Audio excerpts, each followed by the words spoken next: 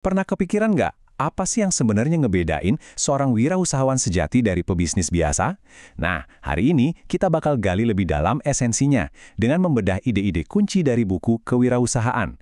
Yuk kita bangun pemahamannya bareng-bareng.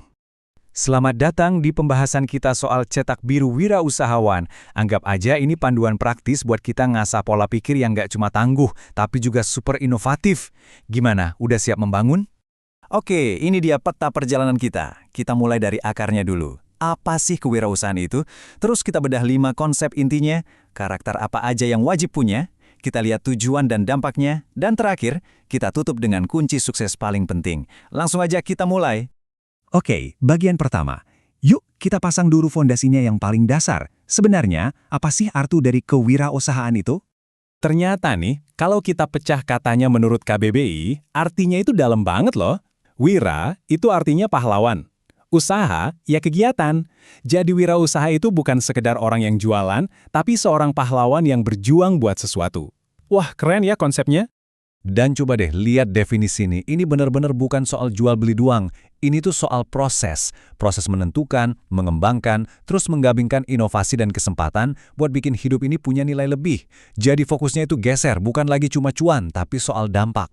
Dan ternyata, ya, DNA pengambil risiko ini tuh udah ada dari zaman dulu banget. Coba bayangin, kutipan dari Richard Cantillon ini dari tahun 1775.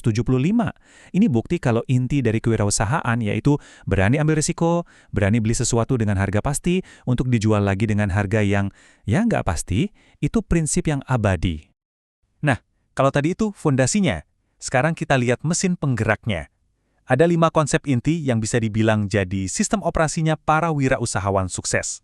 Coba deh perhatikan, kelimanya ini saling nyambung. Butuh kelincahan biar bisa gerak cepat pas pasar berubah.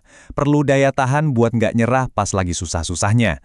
Mesti punya kecepatan buat nyalip kompetitor, kelenturan buat adaptasi, dan pastinya kekuatan buat mengeksekusi semua rencana itu. Ini tuh kayak satu ekosistem yang utuh. Oke, punya mesin canggih aja nggak cukup kan? Kita juga butuh kompas buat nentuin arah. Nah, sekarang kita bahas soal karakter wajib, si kompas moral ini, yang bikin mesin tadi benar-benar jalan. Dan ini dia karakter si pahlawan tadi. Ini bukan cuma soal punya ide brilian loh, tapi soal disiplin buat konsisten, jujur biar dipercaya orang, mandiri buat ambil keputusan, inovatif biar nggak ketinggalan, dan yang paling penting, komitmen tinggi buat terus maju walaupun rasanya berat banget. Terus buat apa sih semua ini? Nah, yuk kita lihat tujuan akhirnya. Dampak nyatanya itu apa? Apa sih destinasinya? Pertama, dan ini yang paling kelihatan dampaknya, membuka lapangan kerja baru. Setiap satu usaha baru yang muncul, sekecil apapun, bahkan yang mulainya dari garasi, itu punya potensi buat ngasih pekerjaan ke orang lain. Keren kan? Yang kedua, ya jelas, mendorong pertumbuhan ekonomi.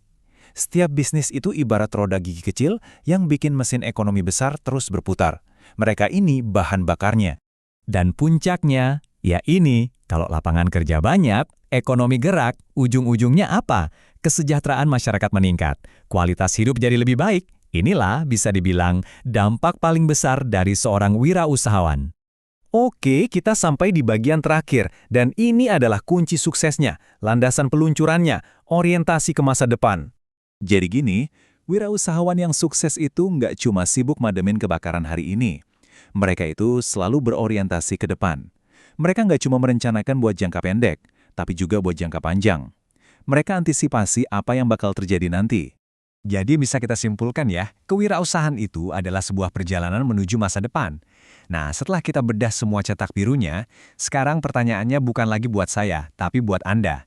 Langkah pertama Anda, apa?